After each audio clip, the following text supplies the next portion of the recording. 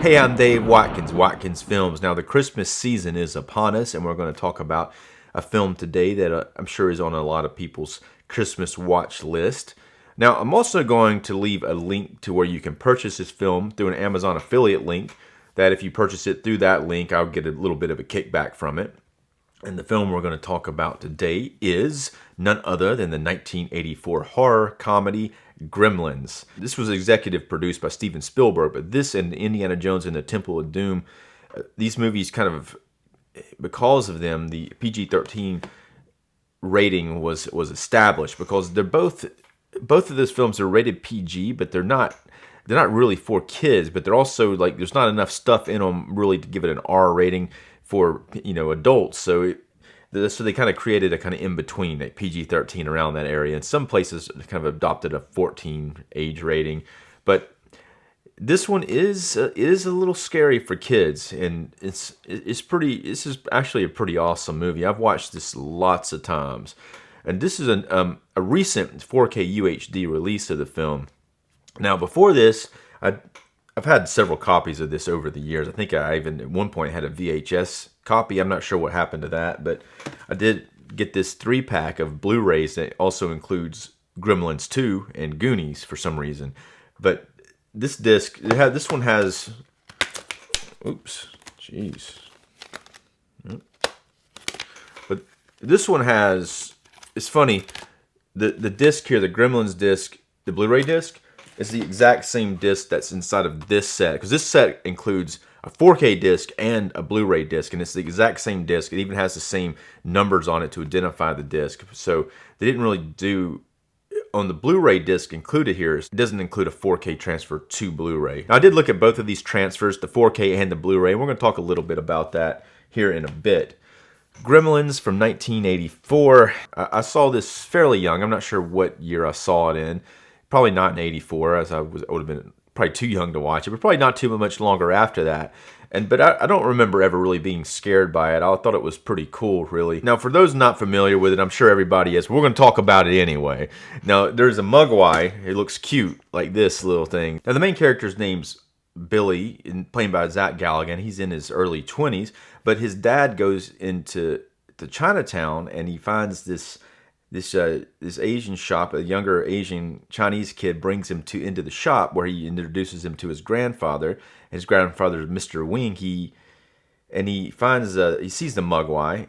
He hears it in there, and then he wants it. Billy's dad, played by Hoyt Axton, his name's Rand Peltzer, the character's name in the film. So Rand wants to buy the Mogwai, but then he refuses, and because it is as you find out later, it's quite dangerous creature to have, even though he's very cute. And this creature named Gizmo is very cute, and he's very very playful and very nice. But the problem that he finds out later, now his grandson ends up selling it to Rand Peltzer anyway. He tells him to meet him outside, and he brings it out there and sells it to him.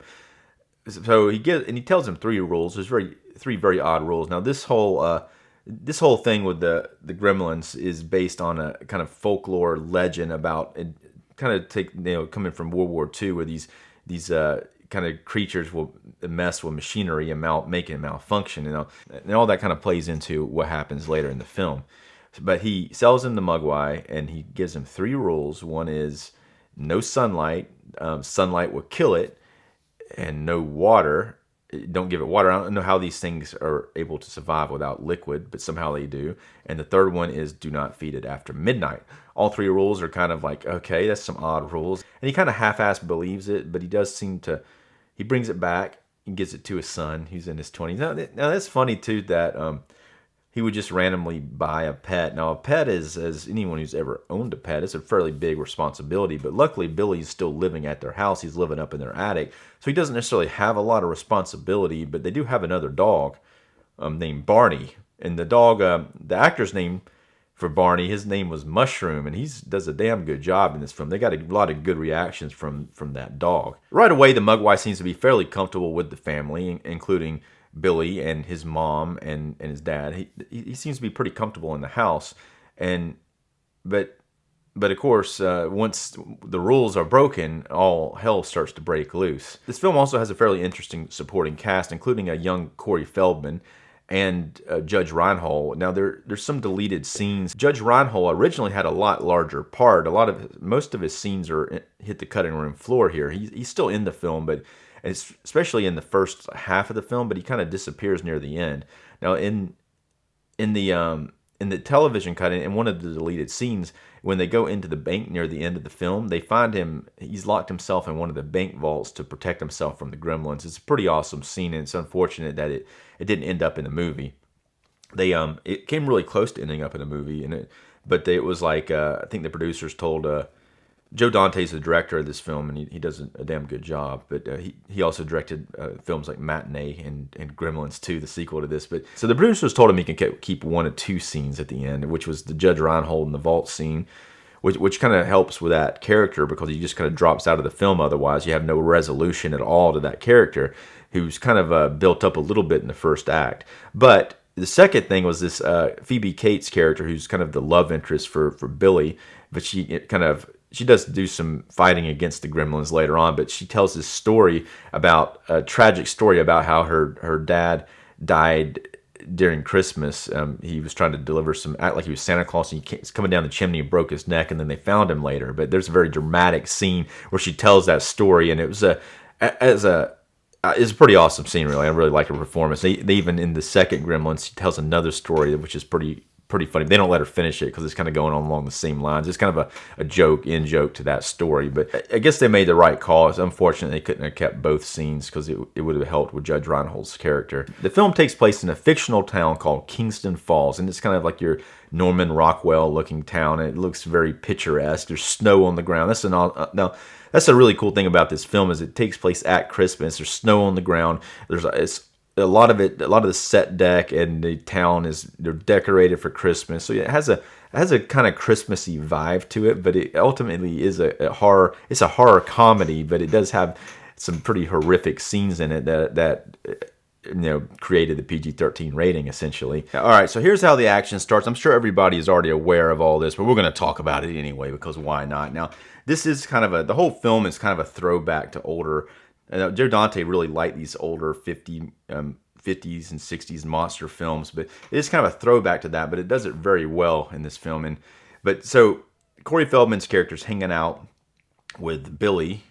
Corey Feldman's character is probably around maybe 12, and he's hanging out with Billy, who's in his 20s, so up in his attic room for some reason. But it's kind of an odd thing. I never really thought it was odd while I was watching it, as when I was younger, but it does seem kind of weird here. It would be different if he was his brother or something. But anyway, so he's up there, and he accidentally Corey Feldman's character knocks over this jar of water with paintbrushes in it onto Gizmo, and then Gizmo starts, all these little fur balls like pop out of him, like 5 of them, it's like pop, pop, pop, pop. And then they come out and they land, and they're like breathing little fur balls, and they eventually, not too long afterward, turn into other Mugwai. They look just like him, but they're different. They're kind of nastier, kind of meaner. They're all really just mean sons of bitches, unlike Gizmo, who's really sweet. But it seems like anytime any other one pops out of him, they're all just mean, except for in the second one of them pops out, and he's friggin' like, they call him Daffy. Like, his eyes are all like cross-eyed, and he's just like wild, as he's got extreme ADHD. Now, all the Gremlins really, we're going to talk about that more here in a bit, to me seem like they have some fairly extreme ADHD. But this, so basically that's how they become Mugwai. So they multiply very easily.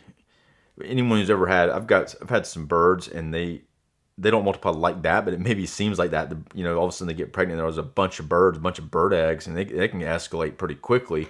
Not as quick as a day in this one, but it's kind of a similar situation where suddenly you could have a bunch of birds. But these things, they get wet and pop more of them immediately. But anyway, so that's the first rule that's broken.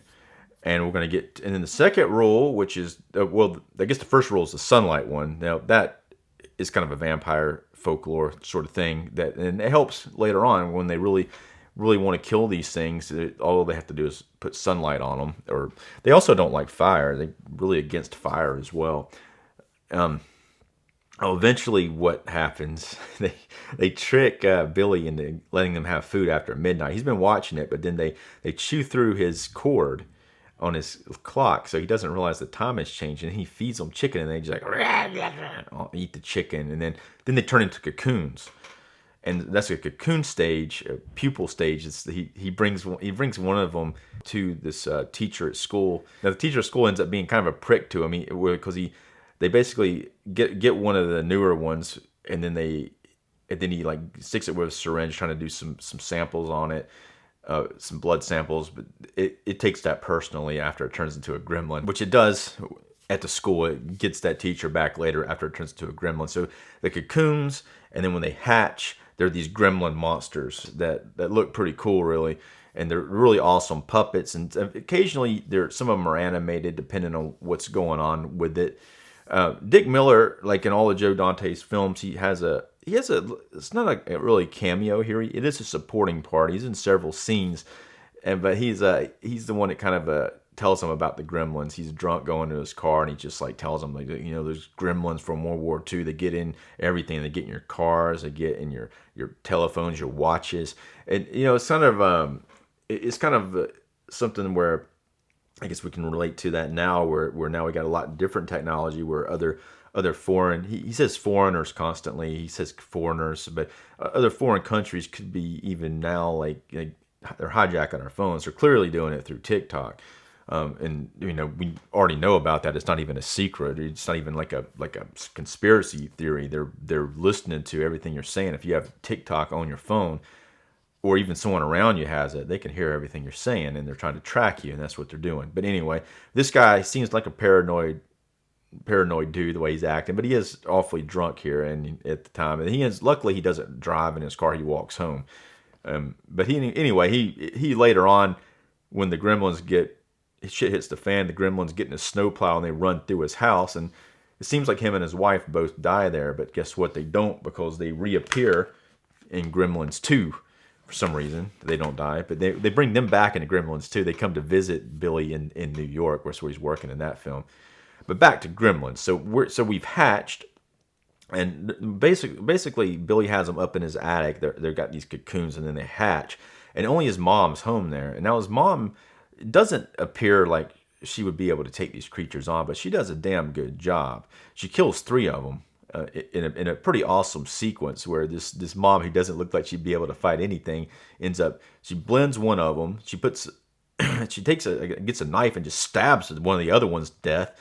And then the third one, she throws it into the microwave and it explodes. But then she's going around the corner, and one of them's really clever. Hides in the Christmas tree and then jumps on top of her, and the whole Christmas tree falls on her. Luckily, Billy gets there in time. He comes in, and there's this gag with a sword hanging on the wall. Anytime anyone walks in the door, it's very well established in the movie. It happens, I think, twice before this. Someone walks in the door, closes the door, and the sword just falls off. So then they have to go put it back up.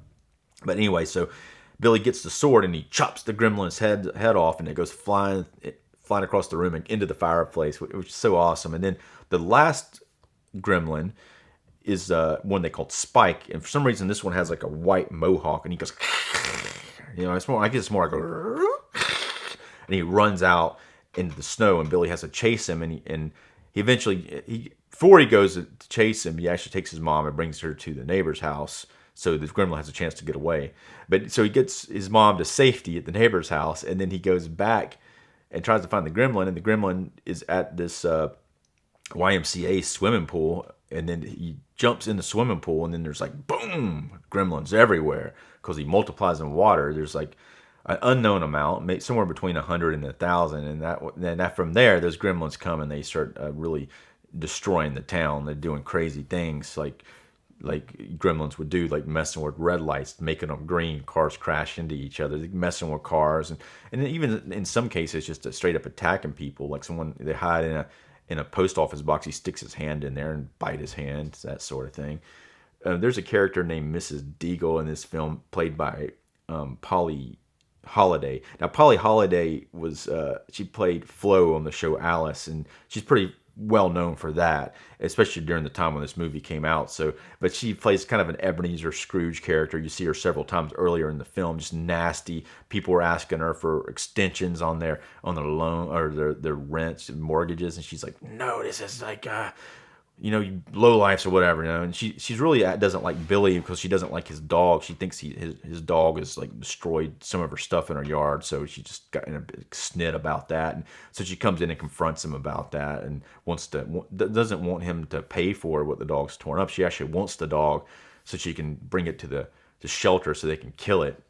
So she's a pretty nasty character. They mess with her wheelchair. She has like a wheelchair thing that goes up the stairs, so she doesn't have to climb the stairs. So they mess with it, and she gets on it, and it goes when it goes bust out the window and lands in the snow and kills her.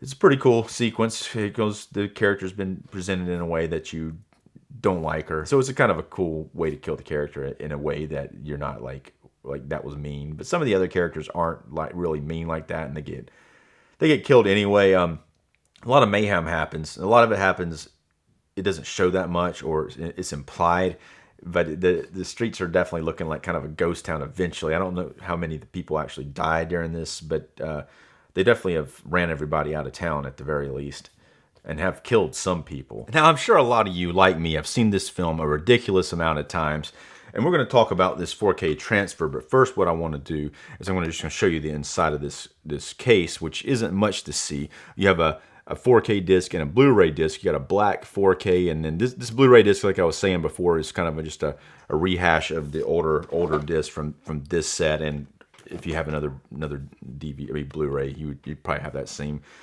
disc.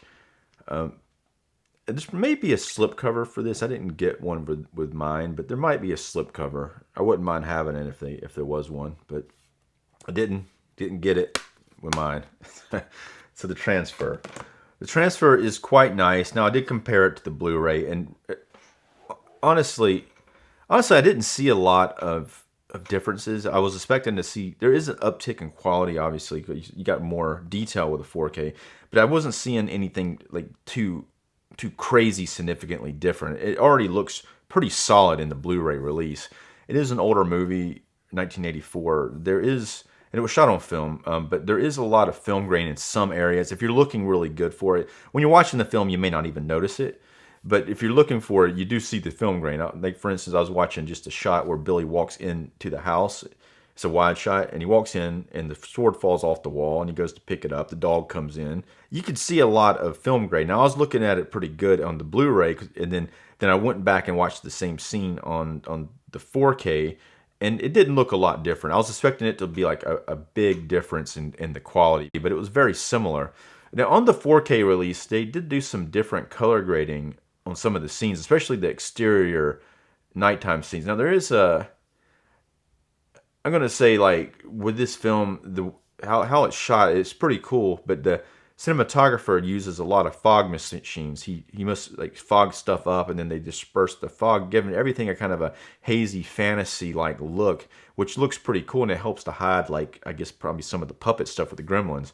But it doesn't really translate too good for details on faces, especially like when you're looking at the 4K compared to the Blu-ray. You don't see a huge difference, and the faces are oftentimes a little soft. They're not out of focus, but you don't see like a tremendous amount of detail on people's faces as you would think. Sometimes when you see like a 4K transfer, it's like all of a sudden you don't see, it's kind of a little bit hazy here in the Blu-ray, and then 4K, bam, you can see the pores in their faces. Not that you necessarily have to see that, but it's just kind of sometimes it's kind of like, wow, like, there's a lot of detail there with that 4K. You don't see that here.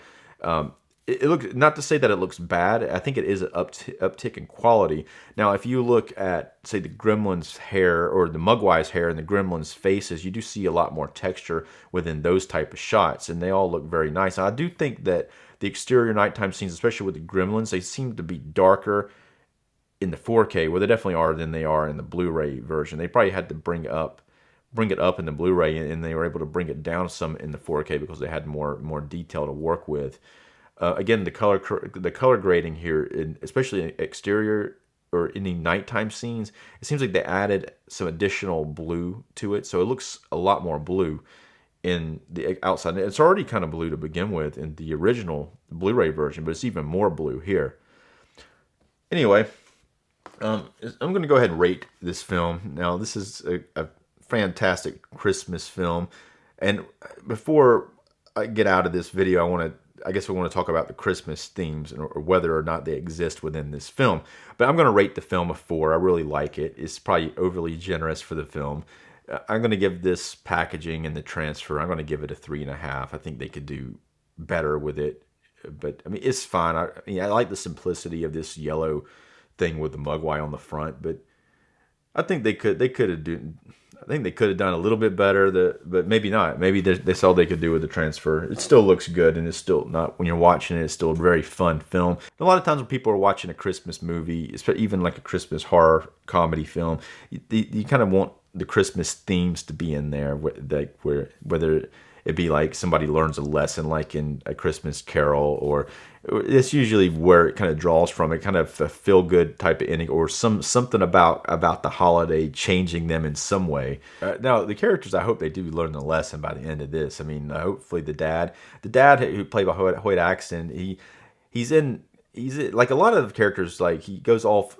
He's in it for maybe about maybe a third of the film, and then he goes off to a convention, so he misses most of the action, or he misses all of the action with the Gremlins. He comes back right at the end, right when the last Gremlin's getting it with the sunlight. But hopefully he learned his lesson about not bringing home random, like, foreign pets that have really weird rules. Hopefully he won't just bring any type of pet. It's like you don't just bring someone home a pet, because it's something you need to discuss with them, because they're gonna have to take care of it, and he's clearly doesn't want to take care of it because he's gonna go off on his salesman trips all the time. By the way, that's another funny thing throughout this film is he's a salesman. He's an inventor. He invents these inventions, like he's got the bathroom buddy, but all of his inventions are often backfiring. Like, they have a coffee maker and it drips the coffee, and it's just like a thick coffee, or the orange juice machine just like blows up in Billy's face at one point. It's pretty hilarious running gag through the film. But as far as learning from Christmas, what does Billy learn? At the end of it, the Chinese guy, the original owner, shows back up. He's figured out what's going on, and he takes Gizmo back. But Billy has kind of gotten a little bit attached to him, but he knows enough that he's too dangerous to keep, and that's a theme that I think a lot of people have thought about, that, and maybe not originally, but this Mogwai, who is a very sweet little creature, it holds a lot of danger, because this whole town was almost destroyed and overrun with gremlins because of him. Well, not really because of him, but it's not his fault that he is the way that he is. But he does, and that's kind of an interesting theme, though. Like, something that's sweet and innocent produces all these evil monsters who just want to tear shit up. I don't know. I don't know if you have that kind of feel-good Christmassy theme at the end, but it still works. I really like the narration at the end. He walks away down the street with the Mogwai. It's kind of a bittersweet walking away, because Billy wants to keep him, but he knows that he's not responsible enough, or doesn't want to take the responsibility for what could happen. Anyway, I'm sure a lot of you have seen this film, but let me know what your thoughts are on it, and if you agree with me that it is a true Christmas classic from 1984. If you haven't done so already, go ahead and like this video, subscribe to my channel. I'm Dave Watkins. Thanks for watching.